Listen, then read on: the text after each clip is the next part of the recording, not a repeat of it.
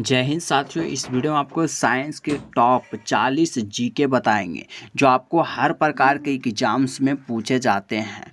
और इसके साथ साथ में यदि आप इन सारे सवालों को अच्छी तरीक़ा से जान जाते हैं तो आप अपने जीवन को काफ़ी बेहतरीन और अच्छा कर सकते हैं। तो चलिए दोस्तों, इस वीडियो को आपको कम्प्लीटली देखते रहना। और क्वेश्चन नंबर पहला दिया है, इंसान के पेट में कौन सा अम्ल पाया जाता है। ऑप्शन ए में दिया सल्फोनिक अम्ल, ऑप्शन नंबर बी में दिया हाइड्रोक्लोरिक अम्ल, ऑप्शन नंबर सी में दिया हाइड्रोक अम्ल, ऑप्शन नंबर डी में दिया इनमें से कोई नहीं। तो option number be the absolutely right answer. हमारे जो पेट में पाया जाता है वो हाइड्रोक्लोरिक अम्ल पाया जाता है, और हाइड्रोक्लोरिक अम्ल के ही कारण हमारे भोजन का पाचन शुद्ध रूप से हो पाता है। तो option number be the absolutely right answer. चलिए नेक्स्ट क्वेश्चन की ओर बढ़ते हैं। अगला क्वेश्चन से, महिलाओं में दूध किससे बनती है। बहुत अच्छा क्वेश्चन है। ऑप्शन नंबर ए में दिया है STH, ऑप्शन नंबर बी में दिया है TSH, ऑप्शन नंबर डी में दिया है LTH, और ऑप्शन नंबर डी में दिया ऑल। एडमिशन से सही। तो देखिए, महिलाओं में जो दूध का निर्माण होता है वो होता है LTH हार्मोन्स के द्वारा, यानी option number C is the absolutely right answer.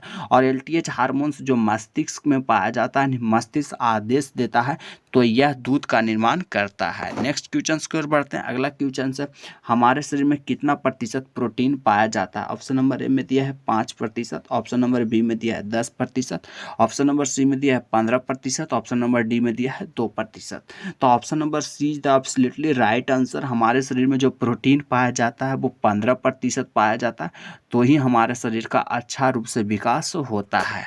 चलिए नेक्स्ट क्वेश्चन की ओर चलते हैं। अगला क्वेश्चन है, किस विटामिन के कमी से जनन क्षमता प्रभावित होती है। बहुत अच्छा क्वेश्चन है और यह इंडिया में बहुत ही ज़्यादा देखा गया है।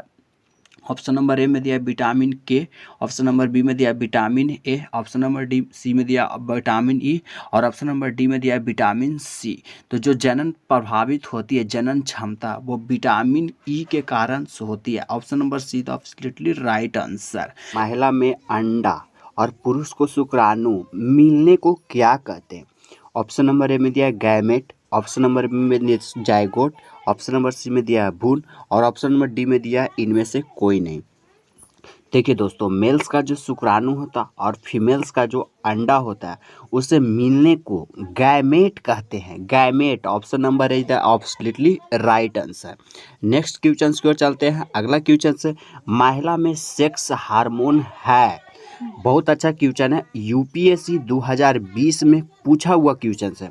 ऑप्शन नंबर ए में दिया एस्ट्रोजन, ऑप्शन नंबर बी में दिया रिलैक्सिन, ऑप्शन नंबर सी में दिया इंसुलिन, और ऑप्शन नंबर डी में दिया इनमें से कोई नहीं। देखिए, महिला सेक्स हार्मोन एस्ट्रोजन को कहा जाता है। Option number is the absolutely right answer.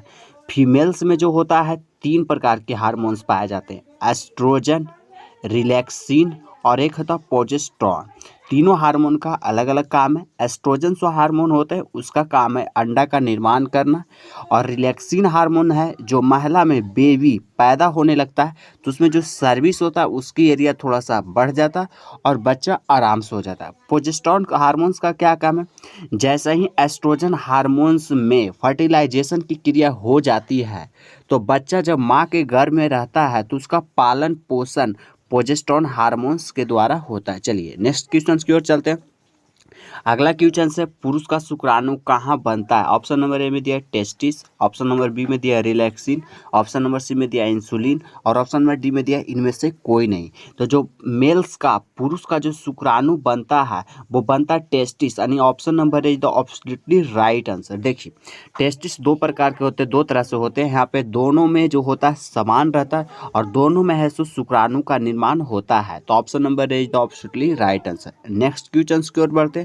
अगला क्वेश्चन है, महिला का अंडा के बाहरी परत को क्या कहा जाता है। ऑप्शन नंबर ए में दिया टेस्टिस, ऑप्शन नंबर बी में दिया कोरोना रेडियोटा, ऑप्शन नंबर सी में दिया इंसुलिन, और ऑप्शन नंबर डी में दिया इनमें से कोई नहीं। देखिए दोस्तों, जो फीमेल्स का जो अंडा होता है, ओवरी बनता है, जो अंडा के बाहरी परत को कहा जाता है कोरोना रेडियोटा, यानी option number be the absolutely right answer. Next question की ओर चलते हैं। अगला क्वेश्चन से, हवाई जहाज का चक्का में कौन सी गैस भरी जाती है। बहुत अच्छा क्वेश्चन है। ऑप्शन नंबर ए में दिया नाइट्रोजन, ऑप्शन नंबर बी में दिया है ऑक्सीजन, ऑप्शन नंबर सी में दिया है हीलियम, और ऑप्शन नंबर डी में दिया है इनमें से कोई नहीं। देखिए दोस्तों, जो हवाई जहाज के चक्का में भरा जाता है वो होता है हीलियम, यानी option number see the absolutely right answer. और जो भारी वाहन होता है जिसे हम सब अपने यूज में करते हैं, कहीं पे सामान ले जाने के लिए करते हैं, उसमें नाइट्रोजन भरा जाता है। चलिए अगला क्वेश्चन की ओर चलते हैं। अगला क्वेश्चन है, हवाई जहाज किस धातु की बनी होती है? बहुत अच्छा क्वेश्चन है। ऑप्शन नंबर ए में दिया लोहा, ऑप्शन नंबर बी में दिया एल्युमिनियम, ऑप्शन नंबर सी में दिया हीलियम, ऑप्शन नंबर डी में दिया इनमें से कोई नहीं। तो जो हवाई जहाज होती है उसका जो बना होता है हवाई जहाज वो एल्युमिनियम का बना होता है। और एल्युमिनियम एक ऐसा धातु है जो कि जंग लगने से खुद की मजबूती कर लेता है, जो कि इतना बड़ा हवाई जहाज का लोड संभालता है एल्युमिनियम। एल्युमिनियम बहुत ही ज़बरदस्त अच्छा धातु होता है जो कि हवाई जहाज के पूरे वजन को लोड लेकर के चलता है। और ये जो धातु होता है इसमें जंग नहीं लगता है, और जंग लगने पर यह खुद उसकी जंग से ही और सुरक्षा प्रदान कर लेता है और मजबूत हो जाता है। चलिए अगला क्वेश्चन की ओर चलते हैं।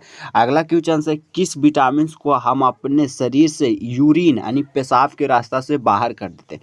ऑप्शन नंबर ए में दिया है vitamin C, option number B में दिया है vitamin D, option number C में दिया है विटामिन के, और ऑप्शन नंबर डी में दिया है इनमें से कोई नहीं। देखिए दोस्तों, जो विटामिन सी होता है उसे हम अपने यूरिन यानी पेशाब के रास्ते से बाहर कर देते हैं, और विटामिन सी हमारे शरीर में कहीं पे भी स्टोर होता नहीं है। चलिए नेक्स्ट क्वेश्चन की ओर बढ़ते हैं। अगला क्वेश्चन है, सीमेंट किस पदार्थ से बनी होती है? ऑप्शन नंबर ए में दिया calcium silicate, option number B में दिया calcium aluminate, option number C में दिया ए और बी यानी कैल्शियम एल्यूमिनेट और कैल्शियम सिलिमिनेट दोनों, ऑप्शन नंबर डी में दिया है इनमें से कोई नहीं। तो option number C is the absolutely right answer. Cement जो बनता है कैल्शियम सिलिकेट का और कैल्शियम एल्यूमिनेट के बने होते हैं। चलिए अगला क्वेश्चन की ओर चलते हैं। अगला क्वेश्चन है, किस युग्म को मिलने से लड़का पैदा होता है?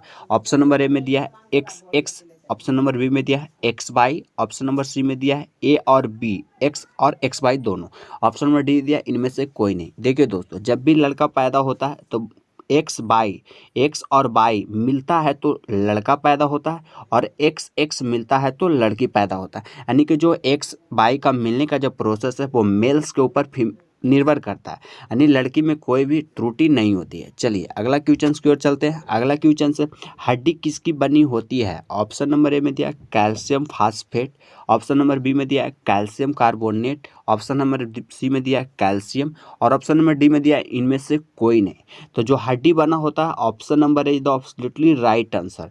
कैल्शियम फास्फेट की हड्डी बनी होती है, या नहीं कैल्शियम कार्बोनेट की। बहुत सारे बच्चे गलत करते हैं कि कैल्शियम कार्बोनेट में टिक लगाते हैं, नहीं, कैल्शियम फास्फेट की हड्डी बनी होती है, यानी option number is the absolutely right answer. Next question की ओर चलते हैं। अगला क्वेश्चन से, हमारे मस्तिष्क से कितनी जोड़ी नस निकलती है? ऑप्शन नंबर में दिया है 31 जोड़ी, ऑप्शन नंबर बी में दिया है 12 जोड़ी, ऑप्शन नंबर सी में दिया है 10 जोड़ी, ऑप्शन नंबर डी में दिया है इनमें से कोई नहीं। देखिए दोस्तों, जो हमारे मस्तिष्क से नस निकलती है वो 31 जोड़ी नस निकलती है। चलिए option number is the absolutely right answer. चलिए नेक्स्ट क्वेश्चन की ओर चलते हैं। अगला क्वेश्चन है, जहर खाने से सबसे पहले कौन सा अंग शरीर के प्रभावित होता है? बहुत अच्छा क्वेश्चन है। ऑप्शन नंबर में दिया है लीवर, ऑप्शन नंबर बी में दिया है किडनी, ऑप्शन नंबर सी में दिया है छोटी और बड़ी आंत, ऑप्शन नंबर डी में दिया है इनमें से कोई नहीं। देखिए दोस्तों, जैसा ही हम जहर खाते हैं तो सबसे पहले लीवर को प्रभावित करता है, और छोटा मोटा हल्का फुल्का जहर खाइएगा तो लीवर इसे न्यूट्रल कर देगा और आपको शरीर पर किसी भी प्रकार के प्रभावित नहीं पड़ेगा। तो option number A the absolutely right answer. और आप ज़्यादा जहर खा लीजिएगा तो आपको सबसे पहले लीवर ही प्रभावित हो जाएगा और लीवर बिल्कुल डेड कर जाएगा और आप मर जाइएगा, यानी option number is the absolutely right answer. चलिए अगला क्वेश्चन की ओर बढ़ते हैं। अगला क्वेश्चन है, शरीर की वृद्धि किस हार्मोन्स की होती है? ऑप्शन नंबर, जो हमारा हाइट बढ़ता है वो किस हार्मोन से बढ़ता है? ऑप्शन नंबर ए में दिया है STH, ऑप्शन नंबर बी में दिया है TSH, ऑप्शन नंबर सी में दिया है LTH, ऑप्शन नंबर डी में दिया है इनमें से कोई नहीं। देखिए दोस्तों, जो हमारे हाइट का बढ़ने का काम होता है वो STH हार्मोन्स से बढ़ता है, और STH हार्मोन से मस्तिष्क से निकलता है। चलिए option number is the absolutely right answer. Next question की ओर बढ़ते हैं। अगला क्वेश्चन है, मलेरिया नामक बीमारी में कौन सा अंग शरीर के प्रभावित होता है? ऑप्शन नंबर ए में दिया है पीलिया, ऑप्शन नंबर बी में दिया है किडनी, ऑप्शन नंबर सी में दिया है लीवर, ऑप्शन नंबर डी में दिया है इनमें से कोई नहीं। जो मलेरिया मच्छर काटता है उसमें सबसे पहले आपका होता है पीलिया, यानी option number is the absolutely right answer. पीलिया प्रभावित होता है और पीलिया में ही ब्लड का छानने का प्रोसेस होता है और हमारे शरीर में जो ब्लड स्टोर होता है वो पीलिया में ही होता है, यानी option number is the absolutely right answer.